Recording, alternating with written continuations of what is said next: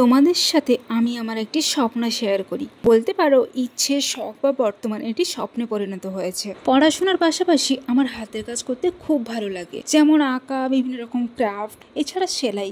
মাঝে মাঝে আমি শখের বয়সে পুরনো বাদ দেওয়া জামাগুলো কেটে অন্য একটি জামার শেপ দিয়ে নিজের হাতে সেলাই করে ট্রায়াল দিতাম। হাতে এই কারণে সেলাই করতাম কারণ মেশিনে সেলাইয়ের অভিজ্ঞতা আমার ছিল না। পড়াশোনা শেষ করে আমি একটা কাজ করতাম কম্পিউটার বেসড, কিন্তু সেটা ব্যক্তিগত কারণে চালিয়ে যেতে পারিনি।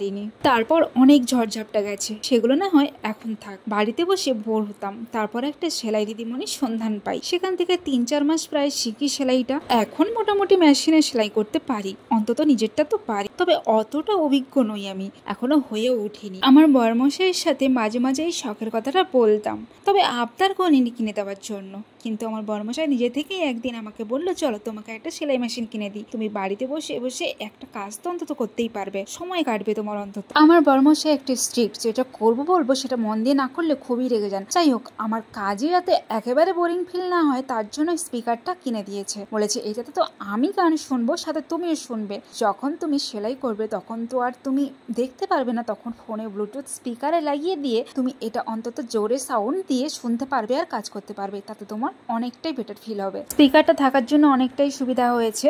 আর এই যে ব্লাউজ পিস, এটা আমি কেটেছিলাম অনেক দিন আগেই, সেলাই করা হয়নি, কারণ যখন শিখছিলাম তখন তো যেই মেশিনে করতাম সেটা তো আর বাড়িতে নেই, তাই করতে পারছিলাম না। কিছুটা করে রেখে দিয়েছিলাম, আর কাজের চাপে যাওয়াও হয়নি আর করাও হয়নি। তো বাড়িতে যেহেতু একটা মেশিন চলেই এসেছে, তো বাকিটা আমি কমপ্লিট করব।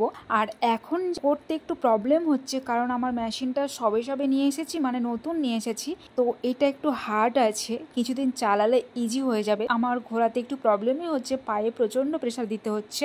আর আমাকে বলেছিল প্রথমে যে একটা ইলেকট্রিক নিয়ে নাও, আমি বলেছিলাম যে না, আমার হাতটা অতটা অভিজ্ঞ হয়ে ওঠেনি, তো এখন আমি নেব না, পরে আমি এটাকে চেঞ্জ করে নেব যখন আমার হাতটা পুরোপুরি একদম সেট হয়ে যাবে, কারণ নিজের কন্ট্রোলের মধ্যে রেখেই করতে চাই। কারণ বললাম না, ওই যে আমি এখনো অতটা অভিজ্ঞ হয়ে ওঠেনি, আমি মোটামুটি এখন নিজের কাজগুলোই করি। এখন আমি অন্য কারোর কোনো কাজ করি না, আর ভবিষ্যতে করবো কিনা জানি না, তবে আমি নিজেরটা করবো, এটুকু শিওর। আচ্ছা, কোন কোম্পানির মেশিন ভালো তোমরা বলো তো? আসলে আমি অনেককে জিজ্ঞাসা করেছি, অনেকে অনেক রকম বলেছে, আর আমি যেটা নিয়েছি সেটা সবার মধ্যে কমন ছিল, তাই আমি এটা নিয়েছি। আমার ভিডিওটি তোমাদের কেমন লাগলো জানিও, আর কারা কারা এরকম আমার মতো সেলাই করতে খুবই ভালোবাসো জানিও। Thanks for watching guys.